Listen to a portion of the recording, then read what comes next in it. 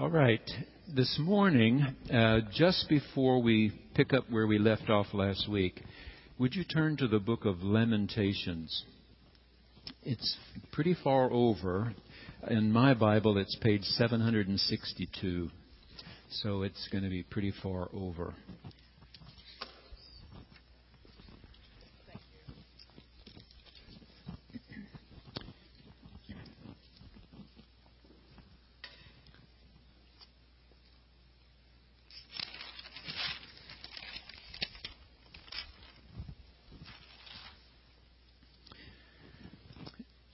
I'm going to read with you a little bit of Lamentations because it was written into this period that we're now dealing with and conveys a little bit more of the horror of what had just happened to Jerusalem.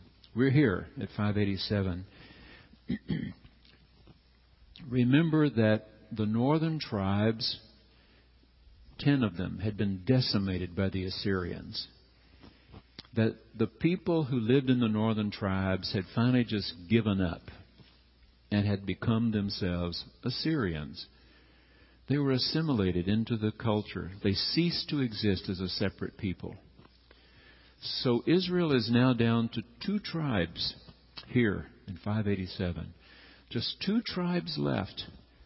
And when the dreaded Babylonians come, lay siege to the city, and march the king away, killing his sons right in front of him, ending that family chain, and then blinding, gouging out the eyes of the king, and force marching him and all the others, the best and brightest. They left some, we were reminded last week in the text, a few poor, ordinary folks left, but all the best and brightest rounded up and force marched to Babylon. After the temple has been completely ransacked and set on fire, the royal palace ransacked and set on fire, the huge stones of the walls protecting the city tumbled down, the gates burned off their hinges. How horrible that was. The question, you see, will we become Babylonians? Will we cease to exist as a separate people? They had no way of knowing if ever they would be freed in Babylon. Had no way of knowing. In fact, they were freed 50 years later when Persia became an even stronger power farther to the east. So if you think of modern nations, the bulk of this empire would be modern-day Syria. The bulk of this empire would be modern-day Iraq. And the bulk of this empire would be the modern-day Iranians. Okay? So when the king of Persia decided that no one really knew Judah like Judeans and that they could be more productive and pay taxes, I mean, it wasn't that he loved Jews, that they could go home. Granted them permission to go home. But before you can appreciate this, and that's where we're going to be with Ezra, you need one more little taste of this. The devastation they felt in 587. And Lamentations is the book written at that time about what this ancient poet was feeling. Because Jeremiah is known as the weeping prophet who lived in that time, for centuries people thought Jeremiah must have written Lamentations. We can't prove that. But it is a poet here who writes and writes wonderfully well about that horrible period. So we're going to pray, and then we'll read a little bit from Lamentations for you to get a feel for that, and then we'll move back to Ezra and to what happened 50 years later. Okay? Let's pray. God, this book of yours, sometimes easy for us, sometimes really difficult for us. So we pray that as we read, we will make use of the very best scholarship that we know about, and then count on your Holy Spirit to help us know those things that are forever true about you and about us. And we offer our best effort in the name of your Son, our Lord Jesus. Amen. Lamentations chapter 1. How lonely sits the city that once was full of people. How like a widow she has become, she that was great among the nations. And remember that as terrible as it is to be a widow today, it was so much worse in those days. If you didn't have a man to fend for you, you were supposed to just go away and die. How like a widow she has become, she that was great among the nations, she that was a princess among the provinces has become a vassal. She weeps bitterly in the night with tears on her cheeks. Among all her lovers she has no one to comfort her. All her friends have dealt treacherously with her. They've become her enemies. Judah has gone into exile with suffering and hard servitude. She lives now among the nations and finds no resting place. Her pursuers have all overtaken her in the midst of her distress. The roads to Zion mourn, for no one comes to the festivals. All her gates are desolate. Her priests groan, her young girls grieve. Her lot is bitter. Her foes have become the masters. Her enemies prosper because Yahweh has made her suffer for the multitude of her transgressions. Her children have gone away captives before the foe. From daughter Zion has departed all her majesty. Her princes have become like stags that find no pasture. They fled without strength before the pursuer. Jerusalem remembers in the days of her affliction and wandering all the precious things that were hers in days of old, when her people fell into the hand of the foe and there was no one to help her. The foe looked on mocking over her downfall. Jerusalem sinned grievously, so she has become a mockery. All who honored her despise her, for they have seen her nakedness. She herself groans and turns her face away. Her uncleanness was in her skirts. She took no thought of her future. Her downfall was appalling, with none to comfort her. O Lord, look at my affliction, for the enemy has triumphed. Enemies have stretched out their hands over all her precious things. She's even seen the nations invade her sanctuary, those whom you forbade to enter your congregation. All her people groan as they search for bread. They trade their treasures for food to revive their strength. Look, O I am who I am, and see how worthless I have become. Is it nothing to you, all you who pass by? Look and see if there is any sorrow like my sorrow, which was brought upon me, which Yahweh inflicted on the day of His fierce anger. All right, that's enough, I think, just to give you a feel for how terribly defeated they were. Absolutely defeated. And the question then becomes, of course, will they become Babylonians? Will they just give up? They cannot see any light at the end of this tunnel. As far as they can tell at that point, Babylon will be the dominant power in the Middle East. As far as they can see. They cannot see yet that Persia is gaining a greater and greater strength farther to the east and will, within 50 years, liberate them. They don't see it then. All right. Then there's a little gap here, and suddenly we're past that 50-year period. And the Persians have conquered the Babylonians and are allowing the Jews to go home. Now, let me remind you that most did not go home. Did not go home. And here's the reason. If you had a child who was 10 years old in 587, a child that was 10 years old grows up, and perhaps by the time he's 20, 22, fathers a child. By the time he's 42, perhaps he is a grandfather. By the time they get here, you have 2 or 3 generations who've not ever seen Jerusalem. The few older ones can still describe what they saw, but what they saw was a city devastated, burning. If you somehow almost the image of General Sherman burning Atlanta in Gone with the Wind. You remember what that scene looked like? That's what they had in their minds. Their beautiful city being burned to the ground. And the royal family is decimated, gone. They have no leadership. No leadership. So, hey, if the Persians are going to treat them well, and they now have a house, and they have a skill, then perhaps they're better off just to stay where they are. And in fact, so many did stay that some of the greatest writing used by rabbis today, it's not a part of our Holy Writ, but the Talmud, which are their commentaries. Rabbi Sherman, Rabbi Fitcherman have shelves filled with the Talmudic writings. These are commentaries on their scriptures, and a major portion of the Talmud is called the Babylonian Talmud.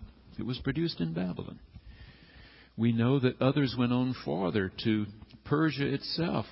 I mean, if Persia is the major power at that time, then go to the capital city of Persia. You end up with Daniel, Shadrach, Meshach, Abednego, and others, you see, that are caught up in all of that drama. So only some went home. And those who did go home found it just as they had expected. In 50 years, nothing has been done. Weeds, grass, vines growing over everything. The indigenous people, the Canaanites, have reasserted themselves. They've taken over the best watering places. They have the best farms. They've taken over the olive groves, the vineyards. It's a hopeless-looking situation. Really, really desperate. All right. We do have writings out of that period, and we will come to those. We can't. I don't think it would be best for us to stop now and deal with all of those. But I told you that the first 39 chapters of Isaiah were written back in the 8th century. Here, but starting with chapter 40, we have a very different voice.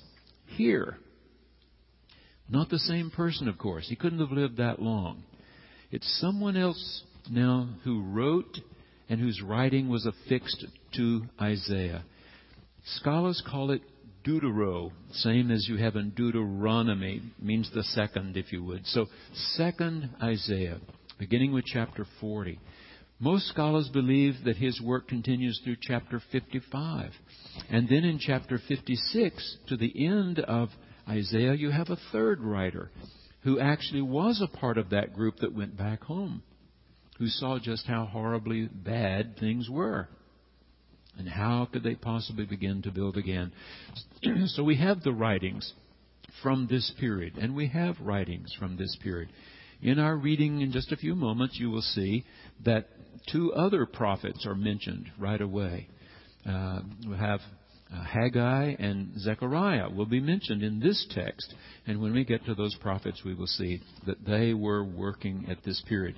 So you have a number of the great prophets here in the 8th century predicting, simply because the royal families in both north and south had become so absolutely horrible that the prophets were saying, God is not going to put up with this forever. And he allowed the Assyrians to decimate the northern tribes here, Babylon to decimate the tribes here. And so it was a horribly difficult time. You have prophets here. You have prophets here. Jeremiah and Ezekiel were living at this period. Two of our longest prophetic books are written during this period, along with 2nd Isaiah. So you have Jeremiah, Ezekiel, and 2nd, that middle part of Isaiah. And then here you have some of the lesser prophets, not because their works are unimportant, but because they're much briefer, who are here. All right? So this is still, Ezra is a little bit more of a history book, not a prophetic book as such. It's a history book. What happened once they were given permission to go home? So skip with me down to verse 5 of the first chapter of Ezra. Okay. The heads of the families of Judah and Benjamin, those are the two tribes surviving, and the priests and the Levites, everyone whose spirit Elohim had stirred, got ready to go up and rebuild the house of Yahweh in Jerusalem. All their neighbors aided them with silver vessels, with gold, with goods, with animals, and with valuable gifts, besides all that was freely offered. King Cyrus himself brought out the vessels of the house of Yahweh that Nebuchadnezzar had carried away from Jerusalem and placed in the house of his gods. I mean, how magnanimous is that?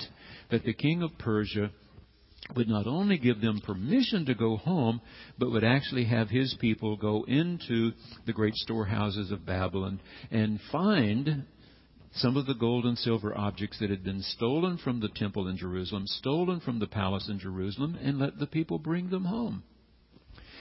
Now, let me tell you that in Berlin, there is a famous museum called the Pergamum. The first time we went to Berlin in 1988, the Pergamum was on the east side of the city. Okay, it was under Soviet domination at that point. Functioning very well, but under communist domination. And so we had to be very carefully guided at that point by a guide approved by, the communistic government. But Gail and I have been back to Berlin 2 times since then, and one time just about 16 months ago, we were in Berlin again. The Pergamum is really one of the world's great museums. But one of the reasons you and I would be most interested is that it holds many of the treasures from ancient Babylon. The Germans took treasures from this ancient civilization and took them to Berlin and put them in the Pergamum Museum. So when the Babylonian blue baked tiles are mentioned, they have them at the Pergamum. When the gods of Marduk and others are mentioned, they have them at the Pergamum in Berlin. So it's a very interesting place to go and see. The Persians started robbing the Babylonians, if you would, of their treasures. And then, of course, later, centuries later, the British end up with great treasures, and the Germans and the French and the Italians and so on. They brought home treasures from whomever they conquered. All right. I think there's nothing else really important to chapter 3. Skip to chapter 3. When the 7th month came and the Israelites were in the towns, that is, those who've come back, they've been, spreading out to where their ancestors lived before, best they can determine that. The people gathered together in Jerusalem. Then Yeshua, son of Yozadak, with his fellow priests, and Zerubbabel, son of Shealtiel, with his kin, set out to build the altar of the Elohim of Israel, to offer burnt offerings on it, as prescribed in the Torah of Moses, the man of God. They set up the altar on its foundation. Now, that's important, of course. They're beginning, at least, very small beginnings, to reestablish their faith. Not to be worshippers of Marduk, the Babylonian god, but to be worshippers of Yahweh. But if you notice here, the older name for God is being used most. El, or Elohim. Not Yahweh, the I am who I am. Just sort of hold that thought for right now. Look at verse 4.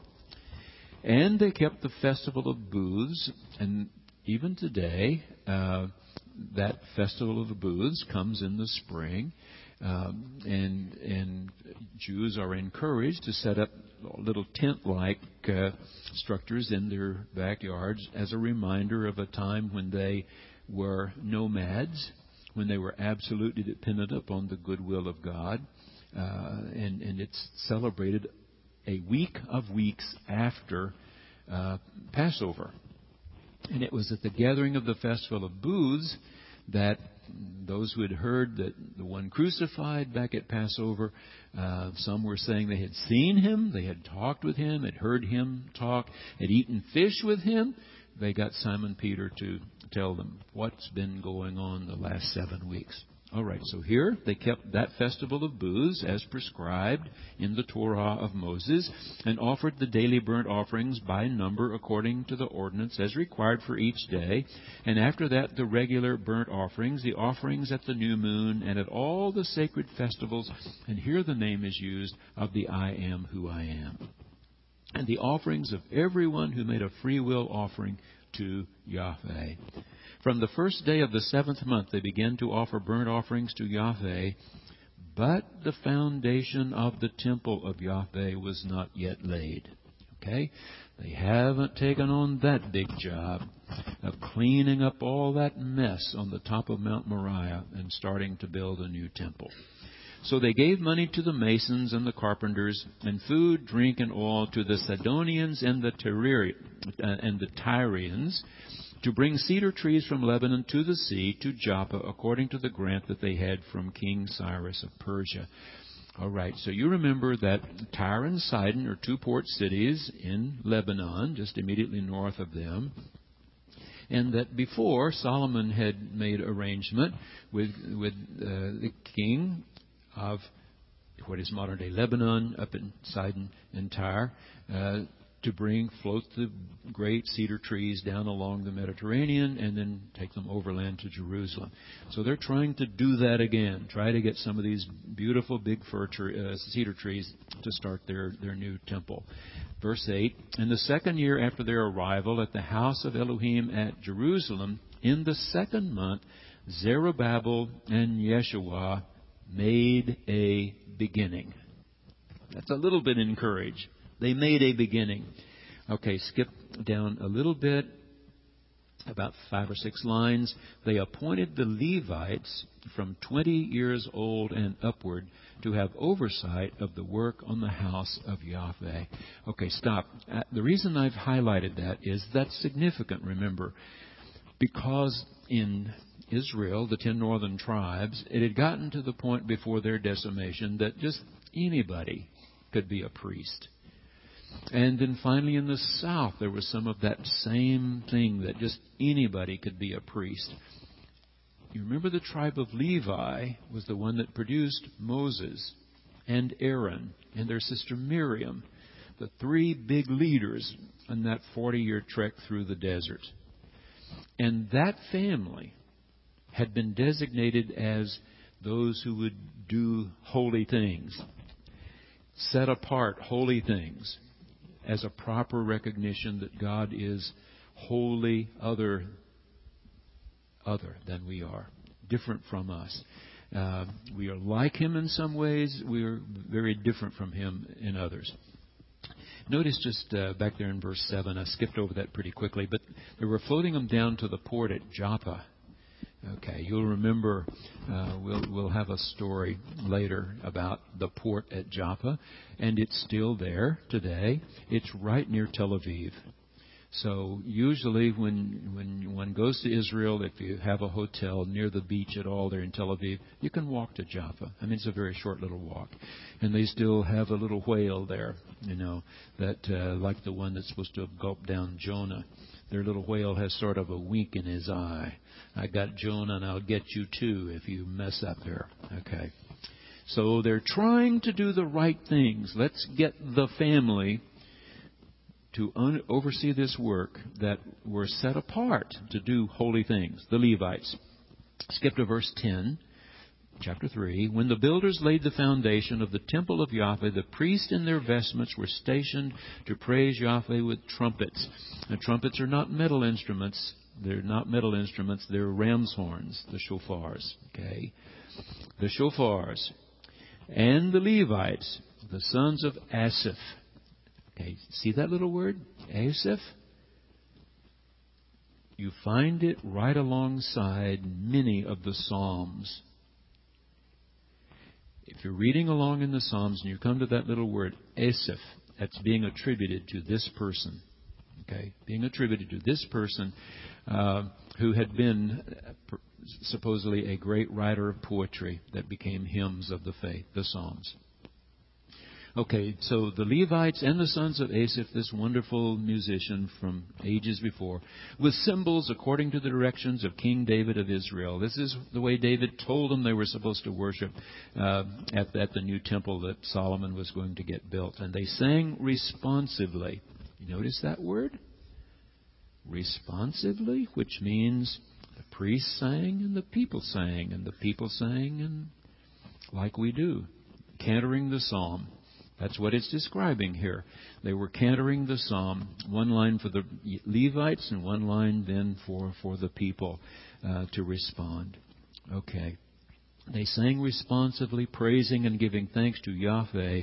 And here's this beautiful verse that recurs again in Hebrew Scripture. For He is good. His chesed endures forever toward Israel. steadfast, never failing love. And all the people responded with a great shout when they praised Yahweh, because the foundation, at least the foundation of the house of Yahweh was laid. But many of the priests and Levites and heads of families, old people who had seen the first house on its foundations, wept with a loud voice when they saw this house. I mean, it isn't going to compare with what Solomon could do. Solomon had far more money. So the oldest ones who've survived the 50 years in Babylon know that what's being begun here is not going to compare with Solomon's temple. So there's some weeping from them. Though many shouted aloud for joy, so that the people could not distinguish the sound of the joyful shout from the sound of the people's weeping, for the people shouted so loudly that the sound was heard far away. The author's putting the best spin on it he can. At least the joyful ones sort of overcrowded the ones who were weeping. The basic emotion being expressed was more joy than sorrow. That's what he's trying to say. Chapter 4. Now, when the adversaries of Judah and Benjamin, these two tribes, heard that the returned exiles were building a temple to Yahweh, Elohim of Israel, they approached Zerubbabel and the heads of families and said to them, "Let us build with you, for we worship your God as you do, and we have been sacrificing to him ever since the days of King Esarhaddon of Assyria, who brought us here." They're the people who've taken over while they've been gone 50 years say, "Hey, we worship the same God you do." But Zerubbabel, Yeshua, and the rest of the heads of families in Israel said to them, "You shall have no part with us in building a house to our Elohim, for we alone will build to Yahweh, the Elohim of Israel, as King Cyrus of Persia has commanded us." They're afraid that if they allow these indigenous people, the mixed bloods, to be too involved, they will water down the Israelite faith. That's what they're concerned about. They will take away from the effort to make this temple beautiful to God and sacred and holy and set apart. It will water down the effectiveness of the Levites. Let's go on with verse 4. Then the people of the land discouraged the people of Judah. That's all you need. If you don't have much money, you don't have many resources here to get this job done, and people are standing around, half mocking you as you try to work. They discouraged the people of Judah and made them afraid to build, and they bribed officials to frustrate their plan throughout the reign of King Cyrus of Persia and until the reign of King Darius of Persia. All right, so they're making life as difficult for them as they possibly can, and thinking that if they delay the work long enough, a new king will come to the throne in Persia who may not favor the Jews. That's what the detractors are hoping, that maybe a new king will come when the old one dies who will not favor the Jews. So this is sort of an intrigue. There are not so many great theological truths here, but I thought you might like to recount some of this intrigue that was going on and how difficult it was to try to get that temple rebuilt. They have a lot of other problems besides, of course, but just to get the temple rebuilt. So these detractors of theirs decide to write to the new king of Persia. This is in verse 11. This is a copy of the letter that they sent. To King Artaxerxes, your servants, the people of the province beyond the river, and the rivers here for them are Tigris and Euphrates, send greeting. And now may it be known to the king that the Jews who came up from you to us have gone to Jerusalem. They are rebuilding that rebellious and wicked city. They're finishing the walls and repairing the foundations. Now may it be known to the king that if this city is rebuilt and the walls finished, they will not pay tribute, custom, or toll, and the royal revenue will be reduced. And then it skips down, you and I will, to the second half of verse 15. You will discover in the annals, that is, if you read your history here, that this is a rebellious city, hurtful to kings and provinces, and that sedition was stirred up in it from long ago. On that account, this city was laid waste. We make known to the king that if this city is rebuilt and its walls finished, you will then have no possession in the province beyond the river." So that's what their enemies are writing back to the new king. The king sent an answer, and skip down then to verse 19. "Someone searched and discovered that this city has risen against kings from long ago, and that rebellion and sedition have been made in it. Jerusalem has had mighty kings who ruled over the whole province beyond the river, to whom tribute, custom, and toll were paid. Therefore issue an order that these people be made to cease, and that this city not be rebuilt until I make a decree." Skip to verse 23. "Then when the copy of King Artaxerxes' letter was read, these detractors, hurried to the Jews in Jerusalem and by force and power made them cease. At that time, the work of the house of Elohim in Jerusalem stopped and was discontinued until the 2nd year of the reign of King Darius of Persia." So one king, Cyrus, tells them yes, and one king, Artaxerxes, says no. And what will Darius say? Chapter 5. "Now the prophets," I told you we're going to read about 2 of these. Haggai, we have a short book by that name, and Zechariah, a short book by that name, "prophesied to the Jews who were in Judah and Jerusalem in the name of the Elohim of Israel who was over them. Then Zerubbabel, son of Shealtiel, and Yeshua, son of Jozadak, set out to rebuild the house of God in Jerusalem, and with them were the prophets of God helping them." All right, so the detractors have convinced them, we have a letter from the king, and you're supposed to cease and desist. Do not build another stone upon stone. But these 2 prophets are given the credit here, Haggai and Zechariah, of charging up the people again and saying, how far away is Persia? What can they do to us? Get on with rebuilding here. Verse 3, "At the same time, Tattenai, the governor of the province beyond the river, and Shethar-Bozenai and their associates came to them and spoke to them thus, 'Who gave you a decree to build this house and to finish this structure?' They also asked them this, 'What are the names of the men who are building this building?'" That's getting serious, you see. We want names of people who are doing this.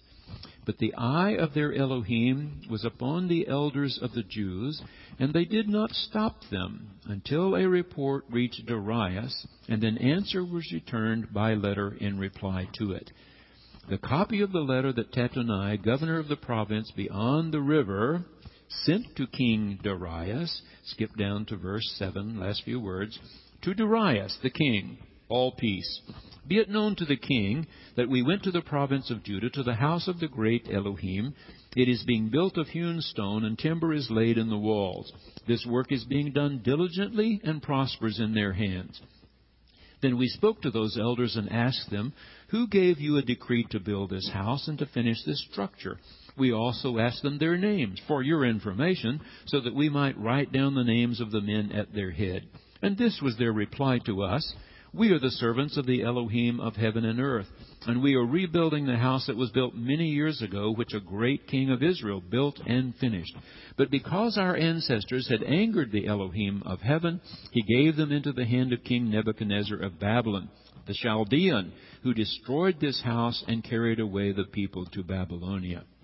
However, King Cyrus of Babylon, in the 1st year of his reign, made a decree that this house of Elohim should be rebuilt.'" That is, you see, your predecessor supposedly gave them permission. "Moreover, the gold and silver vessels of the house of Elohim, which Nebuchadnezzar had taken out of the temple in Jerusalem and had brought into the temple of Babylon, these King Cyrus took out of the temple of Babylon, and they were delivered to a man named Sheshbazzar, whom he had made governor. He said to him, 'Take these vessels, go and put them in the temple in Jerusalem, and let the house of Elohim be rebuilt on its site.' Then this Sheshbazzar came and laid the foundations of the house of Elohim in Jerusalem, and from that time until now it has been under construction. It is not yet finished. And now, if it seems good to the king, have a search made in the royal archives there in Babylon to see whether a decree was issued by King Cyrus for the rebuilding of this house of God in Jerusalem. Let the king send us his pleasure in this matter. All right, so letters are flying. You can see it would take a long time to get one delivered and answered and the answer come back again. In the meantime, the detractors are trying to discourage the workers, and the workers are carrying on because of a few prophets like Haggai and Zechariah who keep them charged up about this. All right, then King Darius made a decree, and they searched the archives where the documents were stored in Babylon. Didn't find it there, but it was in Ecbatana, the capital in the province of Media, that a scroll was found on which this was written. A record: in the first year of his reign, King Cyrus issued a decree concerning the house of Elohim at Jerusalem, that the house be rebuilt, the place where sacrifices are offered and burnt offerings are brought. Its height shall be 60 cubits, its width 60 cubits, with 3 courses of hewn stones and 1 course of timber. Let the cost be paid from the royal treasury. Moreover, let the gold and silver vessels of the house of Elohim, which Nebuchadnezzar took out of the temple in Jerusalem and brought to Babylon, be restored and brought back to the temple in Jerusalem, each to its place. You shall put them in the house of Elohim. Now you, Tattenai, governor of the province beyond the river, Shethaz-Bazanai, and you, their associates, the envoys in the province beyond the river, keep away. Let the work on this house of God alone. Let the governor of the Jews and the elders of the Jews rebuild this house of Elohim on its site. Moreover, I make a decree regarding what you shall do for these elders of the Jews for the rebuilding of this house of Elohim. The cost is to be paid to these people in full and without delay from the royal revenue, the tribute of the province beyond the river. Whatever is needed, young bulls, rams, or sheep for burnt offerings to the Elohim of heaven, wheat, salt, wine, or oil, as the priest in Jerusalem require, let that be given to them day by day without fail, so that they may offer pleasing sacrifices to the Elohim of heaven and pray for the life of the king and his children. Furthermore, I decree that if anyone alters this edict, a beam shall be pulled out of the house of the perpetrator, who then shall be impaled on it. The house shall be made a dunghill. May Elohim, who has established his name there, overthrow any king or people that shall put forth a hand to alter this or to destroy this house of Elohim in Jerusalem.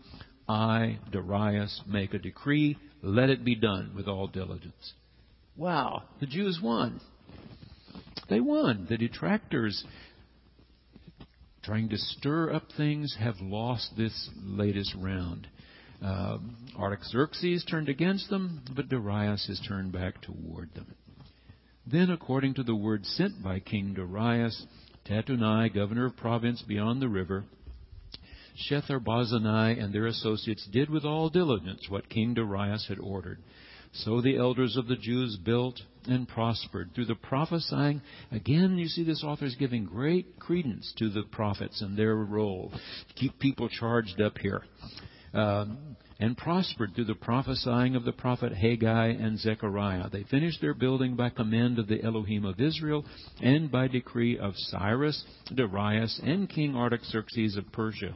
And this house was finished on the 3rd day of the month of Adar in the 6th year of the reign of King Darius.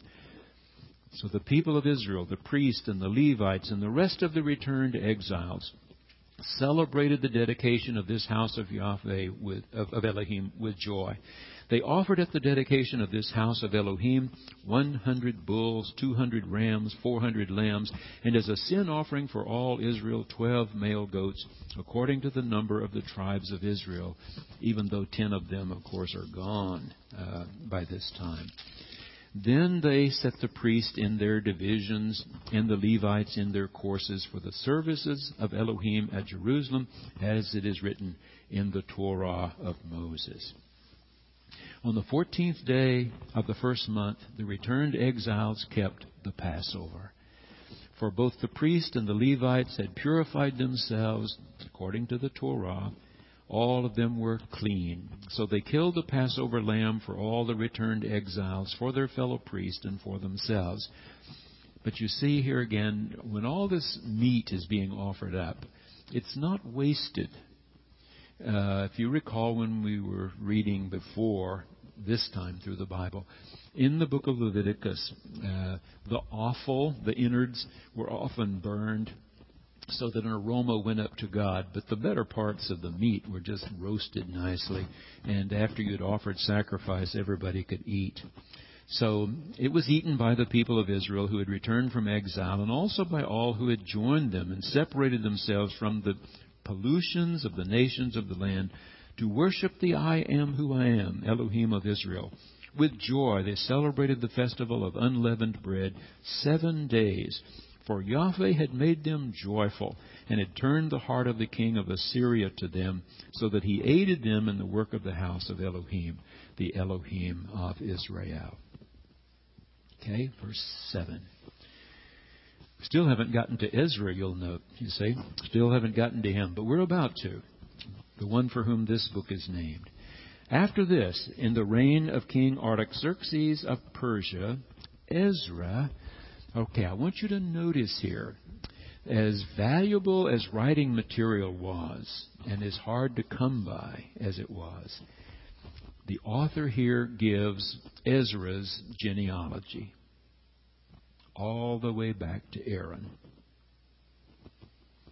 All the way back to the time of Moses, Aaron, and Miriam. This author wants you and me to understand, Ezra was a proper person to take over the things holy. Okay, so look at this genealogy here. Ezra was son of Sariah, who was son of Azariah, who was son of Hilkiah, who was son of Shallum, who was son of Zadok, who was son of Ahitub, son of Amariah, son of Azariah, son of Meriiot, son of Zerahiah, son of Uzai, son of Bukai, son of Abishua, son of Phinehas, son of Eleazar, son of the chief priest Aaron. This Ezra, that one, with that distinguished genealogy going all the way back to Moses' own brother, went up from Babylonia. Now remember, Babylon, of course, is north of Israel. But as I've told you, since Jerusalem's in the hills, and it was considered the city of God, anytime you went to Jerusalem, you went up, even if you're going south. So this Ezra went up from Babylonia. He was a scribe, and the scribes were not just people who wrote, you recall, but they were studious observers of the law, very well versed. In Jesus' time, of course, they gave him all kinds of trouble because he didn't have a proper training. He hadn't come to Jerusalem and gone to school and so on. And they were constantly asking, by what authority do you do this? By what authority do you do this?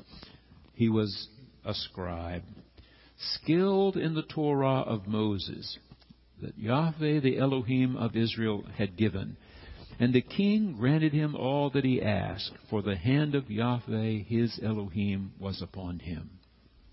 Some of the people of Israel and some of the priests and Levites, the singers and gatekeepers, and the temple servants also went up to Jerusalem in the 7th year of King Artaxerxes. Look at verse 10. We skipped there. For Ezra had set his heart to study the Torah of Yahweh, and to do it, and to teach the statutes and ordinances in Israel. He's going with a purpose to Jerusalem. And this is a copy of the letter that King Artaxerxes gave to the priest Ezra, priest and scribe, you see, a scholar of the text of the commandments of Yahweh and his statutes for Israel. I think that's not important until you get down to verse 21. I, King Artaxerxes, decree to all the treasurers in the province beyond the river, Whatever the priest Ezra, scribe of the Torah of the Elohim of heaven, requires of you, let it be done with all diligence, up to 100 talents of silver, 100 cores of wheat, 100 baths of wine, 100 baths of oil, and unlimited salt. Folks, do you know how valuable salt was in ancient times? Salt was so valuable. I confessed a couple of Sundays ago about watching the Food Channel. Do you ever watch? I don't care what they're doing, they say, little salt, little fresh ground pepper. Little salt, little fresh ground pepper. Little salt, little fresh ground pepper. On everything. The other night they were showing how you use salt. Just a pinch in cookies, a pinch in chocolate, a pinch in it. It makes the taste enhanced. Long ago, if you shared salt with somebody, you were important. If they invited you to share salt with them, it was important. So whatever is commanded by the Elohim of Israel, let it be done with zeal for the house of Yahweh of heaven, or wrath will come upon the realm of the king and his heirs. We also notify you that it shall not be lawful to impose tribute, custom, or toll on any of the priests, the Levites, the singers, the doorkeepers, the temple servants, or other servants of this house of Elohim. Ezra is an important person, and the king of Persia acknowledges that and sends him home with this decree that he is to be well cared for. Skip to verse 27. Blessed be Yahweh, Elohim of our ancestors, who put such a thing as this into the heart of the king to glorify the house of Yahweh in Jerusalem. Now notice here, folks, the king of Persia is not a worshiper of the I am who I am. But religious people who really believe their God is the real God, the only real one, if anything good comes to them, they give that God credit. That's what gratitude's all about. So here, even though Artaxerxes, Darius would not have said, I am a worshiper of Israel's God, they believe their God did put it into the heart of that king to do these good things through Ezra. You see that? Blessed be Yahweh, the Elohim of our ancestors, who put such a thing as this into the heart of the king to glorify the house of Yahweh in Jerusalem, and who extended to me chesed, that steadfast love before the king and his counselors and before all the king's mighty officers.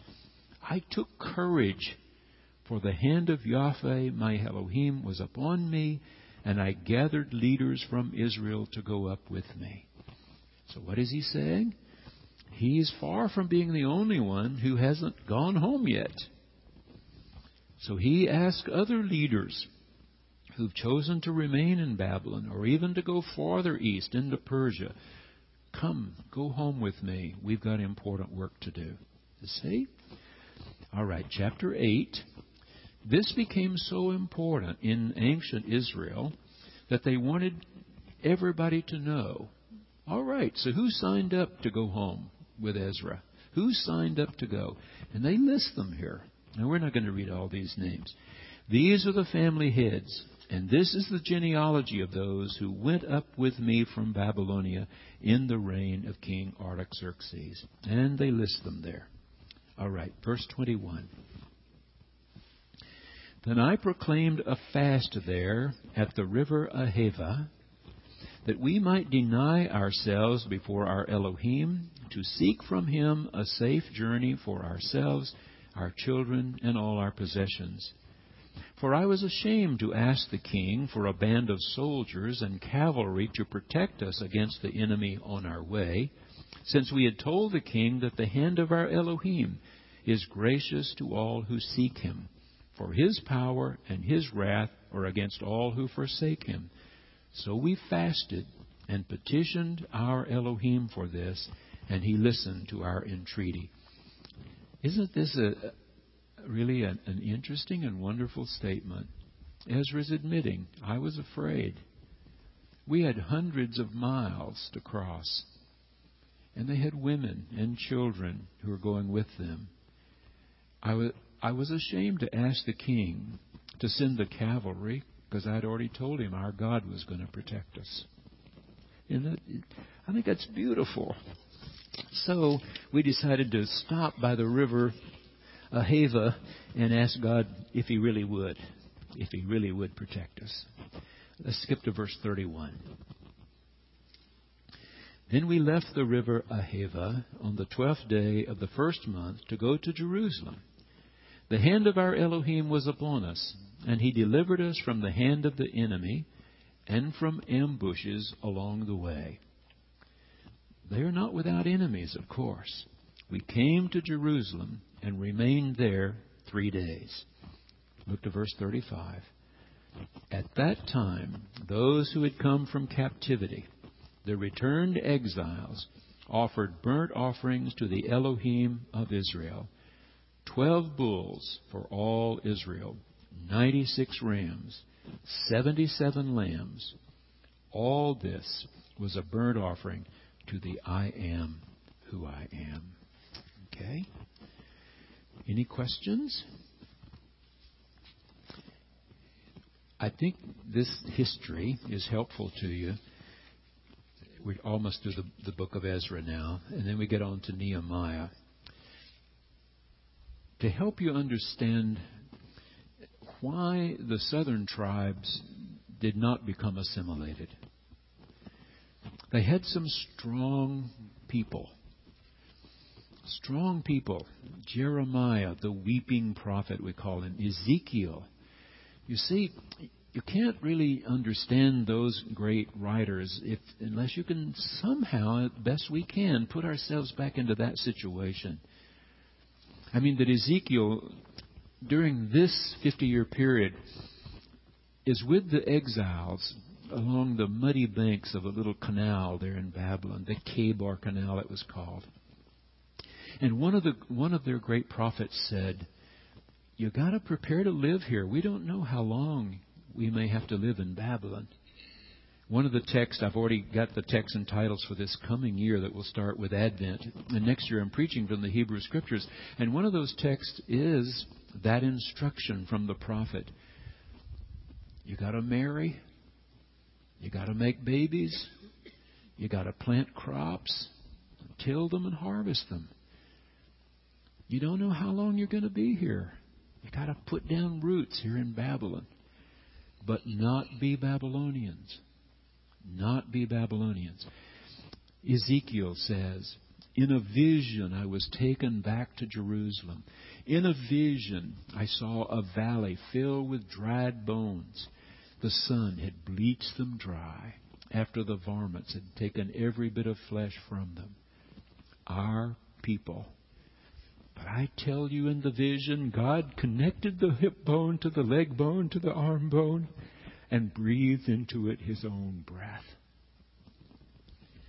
Can you appreciate these great men of God and what they did? I mean, the people were whipped. And you have Jeremiah. Plant crops. Marry. Have babies. You can do this. He didn't know it would be 50 years. Could have been 250 years. But they're trying to help them survive as a separate people.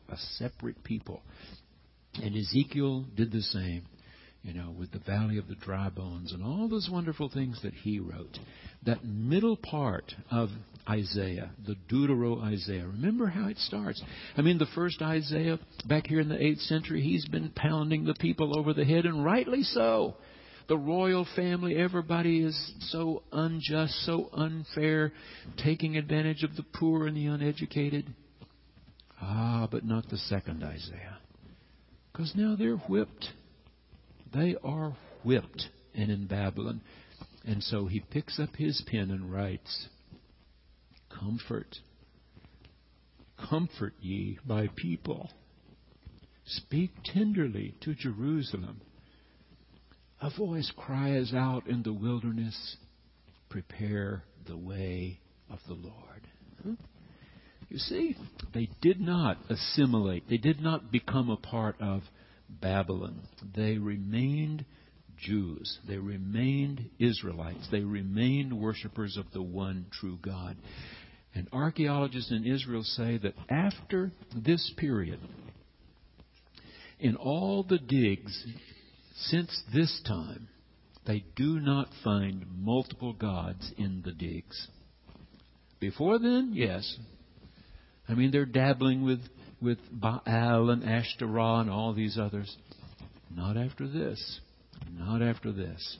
They are a people of one God. Finally, a people of one God, those who survived. So, this book is terrific, and it shows why some didn't do well and why others did wonderfully well by the grace of God. If you haven't been to church, don't rush off. I'll be right back.